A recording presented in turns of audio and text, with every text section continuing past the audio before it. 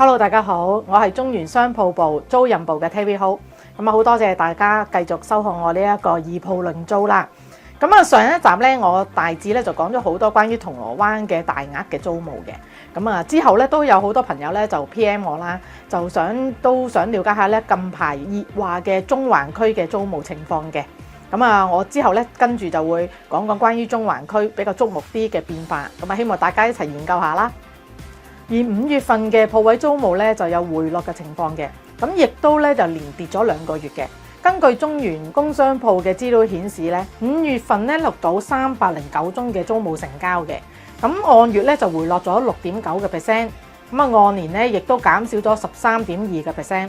而成交金額咧就錄到2890萬嘅，按月咧亦都回調咗21.3%，按年咧就下跌咗24.8%。空置率方面咧，核心區嘅空置率整體咧就趨於平穩嘅。當中灣仔同埋旺角區嘅空置率咧，按月咧就改善咗個幅度咧就比較大。灣仔區咧就跌幅最大啦，5月份咧錄到4.53%，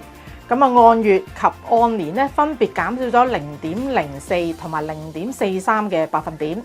而旺角咧就錄到8.31%。按月咧就減少咗0.02嘅百分點，按年咧就上升咗0.46嘅百分點。整體咧核心區咧個空置率咧似乎都有改善嘅。跟住咧就政府咧亦都推行呢個盛事經濟啦。包括做咗好多呢個演唱會啦，同埋呢一個球類嘅活動嘅，所以咧都好似引到好多旅客嚟到香港嘅。根據政府嘅旅遊數字顯示咧，喺呢個首5個月裏面咧就錄到2000萬嘅旅客咧來港消費嘅，亦都按年咧就係升咗12%嘅。香港嘅旅遊數字咧就有呢個上升嘅趨勢啦。唔少咧一啲高端嘅零售行業啊、服裝行業啊，都喺中環咧都係考慮落址喺嗰度嘅。亦都咧，我發現咗有幾宗嘅中環嘅續租個案咧，都幾矚目嘅。我都會講一講，同大家分析一下。計上個月咧，當期咧就以158萬咧續租咗呢個皇后大道中嘅100號地下同埋地庫嘅瑪莎百貨咧，屹立喺中環都將近30年㗎啦。近日咧去盛傳咧，位於皇后大道中嘅22號至到28號嘅中匯大廈嘅旗艦店啦，佢啱啱咧就同業主咧就達成咗呢個續租嘅協議嘅，估計個月租咧大約有600萬左緊啦。按佢嗰個面積2萬尺計算咧，佢嘅尺租都去到300蚊嘅，較翻佢2016年嘅高峰嗰個租1200萬咧，就減咗大約一半到啦。至於另外有一個時裝品牌叫 Cotton On 啦，佢續租嘅個案咧就喺呢個皇后大道中嘅永恆商業大廈嘅低層同埋高層呢個巨鋪嚟嘅。本身咧佢都係租用差唔多1萬尺咗緊啦。最新咧佢續租而原有嗰個位置之外咧，佢新增咗租用佢呢個地庫，令到佢嘅樓面面積咧就增加咗3層，涉及有成18000尺嘅月租咧就大約有90萬咗緊。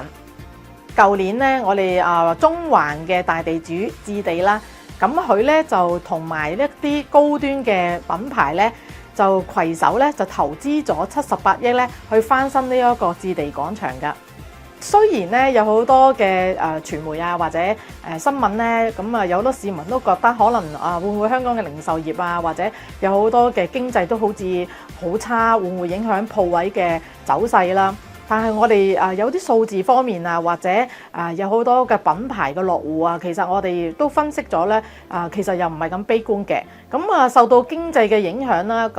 事實上咧，可能個租金係回落咗，但係亦都唔會阻礙咗一啲嘅品牌咧喺香港繼續去增加佢哋嘅店鋪啦。始終香港咧都係一個國際嘅都市啦，始終都有佢嘅地位同埋有佢嘅名聲，